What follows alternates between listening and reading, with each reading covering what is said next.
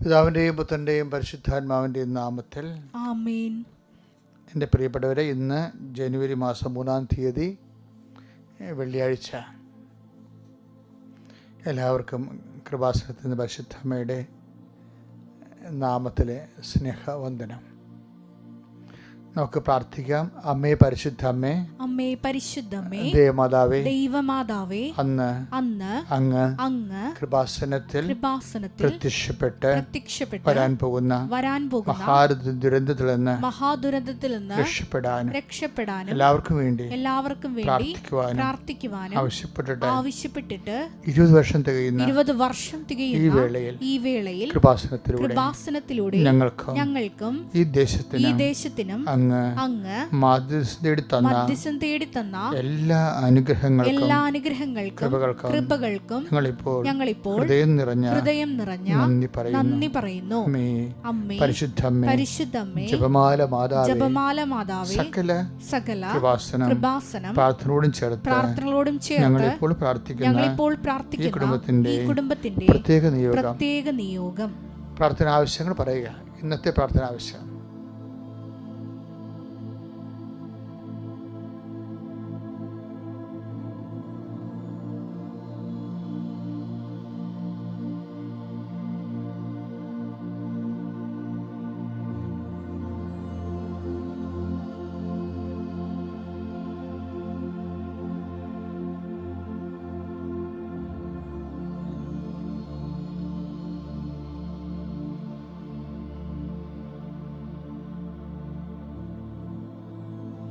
അമ്മയുടെ പ്രത്യക്ഷീകരണത്തിന്റെ ഈ ദ്വാദശകവേളയിൽ ഞങ്ങൾക്ക് സാധിച്ചു തരുവാൻ കനിയണമേ.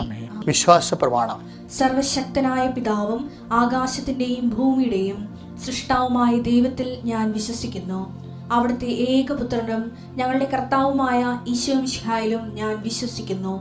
ഈ പുത്രൻ പരിശുദ്ധാത്മാവിനാൽ ഗർഭസ്ഥനായി കന്യകാമറിയത്തിൽ നിന്ന് പിറന്ന് പൊന്തിയോസ് പീലാത്തോസിന്റെ കാലത്ത് പീഡകൾ സഹിച്ച് കുരിശിൽ തറയ്ക്കപ്പെട്ട് മരിച്ച് അടക്കപ്പെട്ട് പാതാളങ്ങളിൽ ഇറങ്ങി മരിച്ചവരുടെ ഇടയിൽ നിന്ന് 3-ാം നാൾ ഉയർത്ത് സ്വർഗത്തിലേക്ക് എഴുന്നള്ളി സർവശക്തിയുള്ള പിതാവായ ദൈവത്തിന്റെ വലതുഭാഗത്തിരിക്കുന്നു. അവിടെ നിന്ന് ജീവിക്കുന്നവരെയും മരിച്ചവരെയും വിധിക്കുവാൻ വരുമെന്നും ഞാൻ വിശ്വസിക്കുന്നു. പരിശുദ്ധാത്മാവിലും ഞാൻ വിശ്വസിക്കുന്നു. വിശുദ്ധ കത്തോലിക്കാ സഭയിലും പുണ്യവാന്മാരുടെ ഐക്യത്തിലും പാപങ്ങളുടെ മോചനത്തിലും ശരീരത്തിന്റെ ഉയർപ്പിലും നിത്യമായ ജീവിതത്തിലും ഞാൻ വിശ്വസിക്കുന്നു. ആമേൻ. സ്വർഗ്ഗസ്ഥനായ ഞങ്ങളുടെ പിതാവേ, അങ്ങയുടെ നാമം പൂജിതമാകണമേ. അങ്ങയുടെ രാജ്യം വരണമേ. അങ്ങയുടെ തിരുമനസ് സ്വർഗത്തിലെ പോലെ ഭൂമിയിലുമാകണമേ. അന്നു വേണ്ടുന്ന ആഹാരം ഇന്ന് ഞങ്ങൾക്ക് തരണമേ. ഞങ്ങളോട് തെറ്റ് ചെയ്യുന്നവരോട് ഞങ്ങൾ ക്ഷമിക്കുന്നത് പോലെ ഞങ്ങളുടെ തെറ്റുകൾ ഞങ്ങളോടും ക്ഷമിക്കണമേ. ഞങ്ങളെ പ്രലോഭനത്തിൽ ഉൾപ്പെടുത്തരുതേ, തിന്മയിൽ ഞങ്ങൾ രക്ഷിക്കണമേ. ആമേൻ. നന്മ നിറഞ്ഞ മറിയമേ, സ്വസ്തി. കർത്താവ് അങ്ങയുടെ കൂടെ സ്ത്രീകളിൽ അങ്ങ് അനുഗ്രഹിക്കപ്പെട്ടവളാകുന്നു. അങ്ങയുടെ ഉദരത്തിൻ ഫലമായി ഈശോ അനുഗ്രഹിക്കപ്പെട്ടവനാകുന്നു. പരിശുദ്ധ മറിയമേ, തമ്പുരാന്റെ അമ്മേ, പാപികളായ ഞങ്ങൾക്ക് വേണ്ടി ഇപ്പോഴും ഞങ്ങളുടെ മരണസമയത്തും തമ്പുരാനോട് അപേക്ഷിക്കണമേ. ആമേൻ. കർത്താവേ, നിന്റെ ഉന്നതമായ നാമത്തിന് സ്വസ്ത്രം ചെയ്യുന്ന കർത്താവേ, വിവാഹം ഒത്തുവരാത്തവരുണ്ട് ഈശോയെ. ഒത്തുവരുന്ന വിവാഹങ്ങൾ എങ്ങനെ നടത്തുമെന്നറിയാതെ വിഷമിക്കുന്നവരുണ്ട് ഈശോയെ. വിവാഹ വിഷയങ്ങൾ സംസാരിക്കാൻ, ഇടനിലനിന്ന് സംസാരിക്കാൻ സ്വന്തമായിട്ട് വിശ്വസിക്കാൻ പറ്റിയ ആരും ഇല്ലാത്തവരുണ്ട് ഈശോയെ. നമുക്ക് വേണ്ടി സംസാരിക്കാൻ ചെല്ലുന്നവർ തന്നെ അവിടെ ഉള്ളിലിരിപ്പനുസരിച്ചുകൊണ്ട് അവർക്ക് വേണ്ടി ആ കാര്യങ്ങൾ അടിച്ചു മാറ്റുന്ന രീതിയിൽ ചതിക്കപ്പെടുന്നവരുണ്ട് ഈശോയെ. ഇങ്ങനെ എത്രയോ മനുഷ്യരുണ്ട് ഈശോയെ. അങ്ങനെയെല്ലാം ഉള്ള മനുഷ്യരുടെ മേൽ കർത്താവേ, നീ അവരുടെ വിഷയങ്ങളെല്ലാം അങ്ങനെ സങ്കടപ്പെടുന്നവരുടെ വിഷയങ്ങൾ കർത്താവേ, നീ ഏറ്റെടുക്കണമെന്ന് പ്രാർത്ഥിക്കുന്നു. എൻ്റെ കർത്താവിൻ്റെ ഉന്നതമായ നാമത്തിൽ കർത്താവേ, രോഗബാധിതരുണ്ട് ഈശോയെ. ശാരീരികമായ ക്ലേശങ്ങളുണ്ട് ഈശോയെ. തങ്ങൾ ചെയ്യുന്ന ജോലി കൊണ്ട് കുടുംബം പോറ്റാൻ കഴിയാത്തവരുണ്ട് ഈശോയെ. കർത്താവ് ഓരോ തരത്തിലുള്ള ബാധ്യതകൾ പെരുകുമ്പോൾ അതിനെ എങ്ങനെയാണ് തരണം ചെയ്യേണ്ടത്, ചെറിയവർക്ക് ചെറിയ ദുഃഖങ്ങളും വലിയവർക്ക് വലിയ ബാധ്യതകളെന്ന് പറഞ്ഞതുപോലെ കർത്താവ് ഓരോ മനുഷ്യരും അവരനുഭവിക്കുന്ന സങ്കടങ്ങൾ അവർക്ക് താങ്ങാൻ പറ്റാതെ വരുമ്പോൾ കർത്താവ് നിന്നിൽ ആശ്രയിക്കുമ്പോൾ കർത്താവ് നിന്നിലെ ഒരു വിശ്വാസം തോന്നണില്ല കർത്താവ്. കാരണം അവരുടെ ജീവിതത്തിൻ്റെ രീതികൾ, അവരുടെ തന്നെ പാപാവസ്ഥകൾ, ആത്മവിശ്വാസം നഷ്ടപ്പെടുന്നതാണെങ്കിൽ കർത്താവ് ഞങ്ങളുടെ യോഗ്യത കൊണ്ടല്ല കർത്താവ്, അങ്ങയുടെ പീഡാനുഭവത്തിൻ്റെ യോഗ്യതയാൽ കർത്താവ് അതിൽ വിശ്വസിക്കുന്നവർക്ക് കർത്താവ് അങ്ങ് സാധിച്ചു കൊടുക്കണമെന്ന് പ്രാർത്ഥിക്കുന്നു കർത്താവ്. ദൈവത്തിൻ്റെ കരുണ ചൊരിയട്ടെ. യാത്രയിൽ കൂടെ പോരാൻ ആരില്ലാത്തവരുണ്ട് ഈശോയെ. ഒരു ഇൻ്റർവ്യൂവിന്, ഒരു ടെസ്റ്റിന്, ഒരു വിദൂര യാത്രയ്ക്ക് കൂടെ പോരാൻ ആരില്ലാത്ത കാരണം ആ ഉദ്യമങ്ങൾ ഉപേക്ഷിക്കുന്നുണ്ട് കർത്താവ്. ഇങ്ങനെ ഓരോരോ തരത്തിലും മനുഷ്യർ ഭൂമിയിൽ പല പല വിഷമതകൾ അനുഭവിക്കുന്നുണ്ട് ഈശോയെ. കുടുംബത്തിൽ കർത്താവെ ഒരു കാര്യം പോലും ആരോടും പറയാൻ പറ്റാതിരിക്കുന്നുണ്ട് ഈശോയെ. ദൈവത്തിൻ്റെ കരുണ ചൊരിയട്ടെ. നിക്കക്കളി ഇല്ലാത്തവർ, കടം മൂലം നിക്കക്കളി ഇല്ലാത്തവർ, ശാരീരിക രോഗങ്ങൾ സൗഖ്യപ്പെടാത്ത കാരണം നിക്കക്കളി ഇല്ലാത്തവർ, ഓരോ തരത്തിലുള്ള വിഷമതകളിലെ കർത്താവെ നിക്കക്കളി ഇല്ലാത്തവർ, ഓരോരുത്തരുടെ ഡേറ്റ് സർക്കാരിനോട്, കോടതിയോട്, അതുപോലെ സാമ്പത്തിക സ്ഥാപനങ്ങളോട്, അതുപോലെ വ്യക്തികളോട് ഓരോ ഡേറ്റ് പറഞ്ഞിട്ട് പാലിക്കാൻ നിർവഹമില്ലാതെ ആ ഡേറ്റ് അടുത്തടുത്ത് വരും തോറും സംഭ്രമം കയറി ഭാരപ്പെട്ട മനസ്സുമായി അറ്റാക്ക് പോലും വരുന്ന രീതിയിൽ ഉറക്കമില്ലാതെ കർത്താവെ നടക്കുന്ന മനുഷ്യരുണ്ട് ഈശോയെ. അവർക്ക് ആർക്കും സഹായമില്ല ഈശോയെ. നീ മാത്രമൊക്കെ തുണയുള്ള കർത്താവെ. ഈ പ്രാർത്ഥന കൃപാസന ആൾത്താരെ ജീവനോടെ പ്രത്യക്ഷപ്പെട്ട പരിശുദ്ധ അമ്മയുടെ മധ്യസ്ഥയിലാണ് പ്രാർത്ഥിക്കുന്നത് കർത്താവ്. കൃപാസന ആൾത്താരെ കർത്താവ് വർഷങ്ങളായി നടന്നുകൊണ്ടിരിക്കുന്ന 10,000-കണക്കിന് ആരാധന ശക്തിയാലാണ് പ്രാർത്ഥിക്കുന്നത് കർത്താവ്. ഞാൻ കരയിലും കടലും നടത്തിയിട്ടുള്ള ആരാധന ശക്തിയാലാണ് പ്രാർത്ഥിക്കുന്നത്. അങ്ങയുടെ മക്കൾ, പ്രാർത്ഥനയ്ക്ക് കഴിവുള്ളവർ, പ്രാർത്ഥനയ്ക്ക് കഴിവില്ലാത്തവർ, പ്രാർത്ഥനയ്ക്ക് കുറവുള്ളവർ എല്ലാവരും നീ സന്ധിക്കണം. ദൈവത്തിൻ്റെ കരുണ മക്കളിലേക്ക് ആവശ്യിക്കട്ടെ. എൻ്റെ കർത്താവിൻ്റെ ഉന്നതമായ നാമത്തിൽ, സഭയുടെ അധികാരത്തിൽ, കുരിശിൻ്റെ അടയാളത്തിൽ, ദൈവശക്തിയാൽ നീ സംരക്ഷിക്കപ്പെടട്ടെ, നീ സൗഖ്യപ്പെടട്ടെ, നീ വിടുതൽ പ്രാപിക്കട്ടെ, നീ അനുഗ്രഹിക്കപ്പെടട്ടെ, നീ ആത്മവിശ്വാസം പ്രാപിക്കട്ടെ. നിൻ്റെ ജീവിതം ആത്മീയമായ ആഘോഷമായി മാറട്ടെ. നിത്യം പിതാവും പുത്രനും പരിശുദ്ധാത്മാവുമായ സർവേശ്വര എന്നേക്കും ആമേൻ.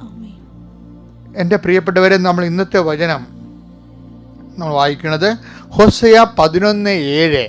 എന്റെ ജനം എന്നെ വിട്ടകലാൻ തിടുക്കം കാട്ടുന്നു. അതുകൊണ്ട് അവർക്ക് നുകം വച്ചിരിക്കുന്നു. ആരും അതെടുത്തു മാറ്റുകയില്ല. ഇത് ഞാൻ കേട്ടപ്പോൾ ഇത് തിരിച്ചെന്നറിയാമോ? എൻ്റെ ഈ മനുഷ്യൻ്റെ നേച്ചറില്ലേ, സുഗതകുമാരി പണ്ട് പറഞ്ഞ പോലെയാണ്. ഒരു താരകയെ കാണുമ്പോൾ അത് രാവ് മറക്കും. ഒരു കുഞ്ഞിൻ്റെ പാൽച്ചിരി കണ്ടത് മൃതിയെ മറന്ന് സുഖിച്ചേ പോകും. പാവം മാനഹൃദയം. അതിൻ്റെ അത് എന്ന് വെച്ചാൽ ഒരു മനുഷ്യന് ദൈവത്തെ മറക്കാൻ ആരെങ്കിലും ചിരി കണ്ടാൽ മതി, അതിൻ്റെ പുറകെ പോയിക്കൊള്ളൂ, പെട്ടെന്ന് മറക്കും. മനുഷ്യൻ്റെ ഭയങ്കര ചഞ്ചല ഹൃദയനാണ്. അതുകൊണ്ട് പല നുഖങ്ങളും നമ്മളുടെ ദൃഢനിശ്ചയില്ലായ്മ കാരണം ദൈവത്തിനെ കൊണ്ട് ചെയ്യിക്കണതാണ്. കാര്യം എന്തിനാ അപ്പം ദൈവം, നിങ്ങൾ ഓർക്കുന്നത് എന്തിനാണ് ദൈവം ഇങ്ങനെ മുഖം വെക്കണത് എന്ന് വെച്ചാൽ അതിനെന്താ പറഞ്ഞത്, ആരും അഹങ്കരിക്കാതിരിക്കാനും പിന്നെന്താണ് ദൈവത്തിൽ നിന്ന് വിട്ടുപോകാതിരിക്കാനും. അപ്പോൾ നിങ്ങൾ ഓർക്കുന്നത് ദൈവം സ്വാർത്ഥനാണോ? അങ്ങനെയല്ല. ഒരു അമ്മ എന്തിനാണ് കുഞ്ഞിന് മൊബൈൽ കൊടുത്ത് വിടണത്? എന്തെങ്കിലും അത് കുഞ്ഞിനെ സിനിമ കാണാനാണ്? അല്ല. എന്തിനാണ്? എന്തെങ്കിലും ആപത്ത് വന്ന് അമ്മയെ വിളിക്കണം, അതാണ് ഉദ്ദേശിക്കുന്നത്. നമുക്കൊരു നന്മ വരാൻ പോകുന്നു, ആ നന്മയിൽ നമ്മൾ അഹങ്കരിക്കാതിരിക്കാൻ ആണ് ദൈവം പലപ്പോഴും. അഹങ്കരിച്ച് ദൈവത്തിൽ നിന്ന് അകന്നു പോയാൽ ചിലപ്പോൾ ആ നന്മ നമുക്ക് അനുഭവിക്കാൻ പറ്റാതെ വരും. എല്ലാ മനുഷ്യരും ഇങ്ങനെ, ഞാനൊരു 10-20 ലക്ഷത്തോളം ആൾക്കാരെ കൗൺസിൽ ചെയ്തിട്ടുണ്ടെന്ന് ഞാൻ പറഞ്ഞിട്ടുണ്ടല്ലോ. അപ്പോഴെല്ലാവരും ഇങ്ങനെയാണ്. ഒരു ചെറിയൊരു അനുഗ്രഹം കിട്ടിയാൽ അപ്പം ദൈവത്തെ മറക്കും. പിന്നീട് എന്തെങ്കിലും തട്ട് കിട്ടിയാൽ മാത്രമേ അവർ തിരിച്ചു വരത്തുള്ളൂ. പല ആൾക്കാരും തിരിച്ചു വരുന്നത് തട്ട് കിട്ടിയിട്ടാണ്. അല്ലാതെ നല്ല ദൈവം ഒരു കുഴപ്പവും അവർക്ക് വരത്തില്ല എന്ന് വെച്ച് കഴിഞ്ഞാൽ അവർ ദൈവത്തെ മറന്ന് ചിലപ്പോൾ കുർബാനയ്ക്ക് വരാൻ താമസിക്കും, ചിലപ്പോൾ കുടുംബ പ്രാർത്ഥന മുടക്കും, പിന്നെ അങ്ങനെ ഓരോ കാര്യവും ചിലപ്പോൾ മറന്നു പോകും. അനുഗ്രഹം ചില ആൾക്ക് കിട്ടിക്കഴിയുമ്പോൾ അനുഗ്രഹത്തിനാണ് അവർ അറിയണത്, അത് തന്നാളെ മറന്നു പോകും. തന്നാളെ മറന്നു പോകാതിരിക്കാൻ വേണ്ടി ചില സമയത്ത് ചില തരത്തിലുള്ള ചില നല്ല കൂട്ടുകാർ വിട്ടുപോകും. നമുക്ക് അപ്പം നമ്മൾ ഓർക്കും ഇനി ഇത് ആരോട് പറയാനാണ് എനിക്കിത്. ഇപ്പം നമുക്ക് എന്തെങ്കിലും സന്തോഷം ഉണ്ടായിക്കഴിഞ്ഞാൽ ഉടനെ ആൾക്കാർ ഷെയർ ജോയി കണ്ടു കഴിഞ്ഞാൽ ആൾക്കാർ വന്നാൽ ഉടനെ ഷെയർ ചെയ്യത്തില്ലേ. ചിലപ്പോൾ നമുക്ക് ഷെയർ ചെയ്യാൻ ആരും ഉണ്ടാകത്തില്ല. അത് ഉണ്ടാകാഞ്ഞിട്ടില്ല, ആ ദിവസങ്ങൾ അവരോട് വഴക്കിട്ടിരിക്കും നമ്മൾ. ചിലപ്പോൾ അത് മനഃപൂർവ്വമായിരിക്കും. എന്ന് വെച്ച് കഴിഞ്ഞാൽ ഈ ജോയ് ഷെയർ ചെയ്തിട്ട് ഈ ഷെയറിങ്ങിലൂടെ അവർ രണ്ടുപേരും ദൈവത്തെ മറക്കും. അത് ഭയങ്കരമായ ഒത്തിരി പേർക്ക് ഉണ്ടാകുന്ന നിനക്കൊരു പ്രശ്നം ഉണ്ടാകുമ്പോൾ ഓർക്ക് എന്തോ നന്മ വരാൻ പോണെന്ന്. അല്ലാതെ എനിക്കിങ്ങനെ ഞാൻ അദ്ദേഹം പ്രാർത്ഥിച്ചിട്ട് എനിക്കിങ്ങനെ സംഭവിച്ചെന്നല്ല സംഭവിക്കണം. അതായത് എപ്പോഴും നമുക്ക് നല്ല സന്തോഷം വരണ സമയത്ത് അതിൻ്റെ കൂടെ അതിൻ്റെ അഹങ്കാരം ഉണ്ടായിരിക്കാൻ വേണ്ടി ഒരു മുഖം വെക്കും. അതാണ് ഹോശേയ 11:7 വായിച്ചേ. എന്റെ ജനം എന്നെ വിട്ടകലാൻ എന്നെ വിട്ടകലാൻ തിടുക്കം കാട്ടുന്നു. അതുകൊണ്ട് അവർക്ക് നുകം വെച്ചിരിക്കുന്നു. അപ്പോൾ ഓർക്കേണ്ടത് എന്റെ ജനം എന്ന് പറയുന്നുണ്ടേ, എല്ലാവരും ദൈവത്തിന്റെ ജനമാണെങ്കിലും ദൈവം ഓൺ ചെയ്യണം. ദൈവം ഓൺ ചെയ്താൽ എൻ്റെ നിർമ്മലൻ അഴിഞ്ഞു പോകാൻ അനുവദിക്കത്തില്ല. അല്ലേ? സങ്കീർത്തനം 16:10. സങ്കീർത്തനം 16:10. അവിടുന്ന് എന്നെ പാതാളത്തിൽ തള്ളുകയില്ല. അങ്ങയുടെ പരിശുദ്ധൻ ജീർണിക്കാൻ അനുവദിക്കുകയില്ല. അപ്പൊ അതിന്റെ വിഷയം മനസ്സിലായി. ഏത് മുഖം വെച്ചാലും നമ്മളെ തള്ളിക്കളയത്തില്ല. കാര്യം എന്താണ്? എൻ്റെ നിർമ്മലൻ എന്നാ പറയണത്. അതുപോലെ തന്നെ അവിടുന്ന് എൻ്റെ മേൽ മുഖം വെച്ചിരിക്കുന്നു. അപ്പം ചില ഭാരങ്ങളൊക്കെ വരുമ്പോഴേ അത് ഓർക്കണം, നമ്മൾ ദൈവത്തിൽ നിന്ന് മാറിപ്പോകാതിരിക്കാനാണ്. അതൊരു സങ്കീർത്തനം ചില ആൾ പറയുവേ, എനിക്ക് അമിതമായ പണം തരരുത്, എനിക്ക് അമിതമായ സന്തോഷം തരരുത്. നമുക്ക് സുഭാഷിതത്തിൻ്റെ 30-ാം വാക്യം പരിശോധിക്കാം. അസത്യവും വ്യാജവും എന്നിൽ നിന്ന് അകറ്റി നിർത്തണമേ. ദാരിദ്ര്യമോ സമൃദ്ധിയോ എനിക്ക് തരരുതേ. ആവശ്യത്തിന് ആഹാരം തന്ന് എന്നെ പോറ്റണമേ. 9-ാം തിരുവചനം. ഞാൻ സമൃദ്ധിയിൽ അങ്ങയെ അവഗണിക്കുകയും കർത്താവ് ആര് എന്ന് ചോദിക്കുകയും ചെയ്തേക്കാം. ദാരിദ്ര്യം കൊണ്ട് മോഷ്ടിച്ച് ദൈവനാമത്തെ നിന്ദിക്കുകയും ചെയ്തേക്കാം. അപ്പൊ ഇതെന്ന് വെച്ചാല് ഈ മിതശീതോഷ്ണമായിട്ട് ലൈഫ് പോകത്തുള്ളത്. അതായത് ഒത്തിരി നമ്മള് സന്തോഷത്തിന്റെ കാലം മാത്രമാണ് ചിലപ്പോൾ ദൈവത്തെ മറന്നു പോകും. എപ്പോഴും സങ്കടം മാത്രമാണെങ്കിലും നമ്മൾ ചിലപ്പോൾ നിരീശ്വരവാദികളായി പോകും. സാധാരണ മനുഷ്യന്റെ ഒരു ഭാവമാറ്റങ്ങൾക്ക് 2 എക്സ്റ്റൻഷനേ ഉള്ളു. അതുകൊണ്ടാണ് ഒരു മീഡിയം ലെവലിൽ നിർത്താൻ വേണ്ടി പറയണത്. ഇതാണ് ഞാൻ നിങ്ങളോട് ആദ്യമേ പറഞ്ഞത്. അതായത് അമിതമായ സന്തോഷം വരുമ്പോൾ അതിൽ ചെറിയ റെഗുലേഷൻ വരും. നമ്മുടെ എല്ലാവരുടെ ജീവിതത്തിലും ഉണ്ടാവും ഇതുപോലെ. നല്ല ദിവസങ്ങൾ ചില സമയത്ത് ചില വിഷയങ്ങൾക്ക് ഒരു റെഗുലേഷൻ വരും. അതിൻ്റെ കാരണം ബൈബിള് പൊതുവെ നൽകുന്നൊരു തോട്ടാണത്. എന്താ തോട്ടം വെച്ച് കഴിഞ്ഞാൽ, അവിടുന്ന് അഹങ്കരിക്കാതിരിക്കാൻ എനിക്കൊരു മുള്ളു തന്നെന്ന് പറയണില്ല. അതാണ് സംഭവം. അത് വായിച്ചത് 2 കൊരിന്തോസ് 12:7. 2 കൊരിന്തോസ് 12:7. വെളിപാടുകളുടെ ആധിക്യം വരുമ്പോഴേ സന്തോഷത്തിന്റെ ആധിക്യം വരിക. ആത്മീയ സന്തോഷത്തിന്റെ ആധിക്യമാണ് വെളിപാടുകളുടെ ആധിക്യത്താൽ ഞാൻ അധികം ആഹ്ലാദിക്കാതിരിക്കേണ്ടതിനല്ല സംഭവം. ഓവറായിട്ട് അധികമായിട്ട് ആഹ്ലാദിക്കാതിരിക്കാൻ ശരീരത്തിൽ ഒരു മുള്ള് എനിക്ക് നൽകപ്പെട്ടിരിക്കുന്നു. അതായത് ദൈവം ഏറ്റെടുത്ത ദൈവ പൈതലിൻ്റെ ഒരു ലക്ഷണമാണത്.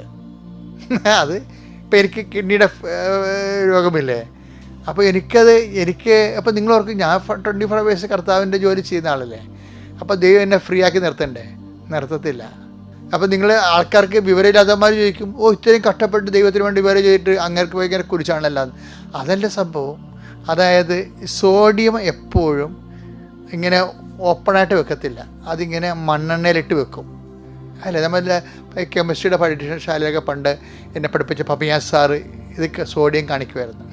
സോഡിയം എടുത്ത് പുറത്ത് കൊണ്ടിട്ട് സോഡിയം പുറത്ത് വരുമ്പോൾ സോഡിയം ഓടി കിടക്കും, പോഞ്ഞ് ഓടി കിടക്കും. അവിടെ മുഴുവൻ പുകക്കി കളയും. അത് കാരണം എന്താ, ഇത് മുക്കിയിട്ടേക്കും. ഇതുപോലെയാണ് ദൈവം ചെയ്യണത്. നമ്മുടെ നല്ല സന്തോഷത്തെയും കൃപയെയും ദൈവം ചിലപ്പോൾ സങ്കടത്തിൽ മുക്കിയിട്ടേക്കും. അതെന്തുകൊണ്ടാണ്? വെളിപാടുകളുടെ ആധിക്യത്താൽ അഹങ്കരിക്കാതിരിക്കാൻ. ഫുൾ സ്വിങ് ആയിട്ടുള്ള ഒരു വചനമാണത്.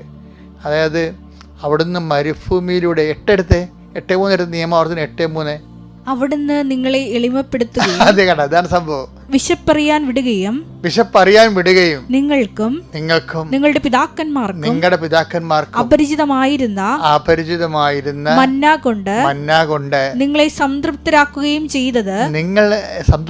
ചെയ്തത് അപ്പം കൊണ്ട് മാത്രമല്ല കർത്താവിന്റെ നാവിൽ നിന്ന് പുറപ്പെടുന്ന ഓരോ വാക്കുകൊണ്ടുമാണ് മനുഷ്യൻ ജീവിക്കുന്നത് എന്ന് നിങ്ങൾക്ക് മനസ്സിലാക്കി തരാൻ വേണ്ടിയാണ്. ഇതുപോലുള്ള വചനം വല്ലയിടത്തും കിട്ടുമോ?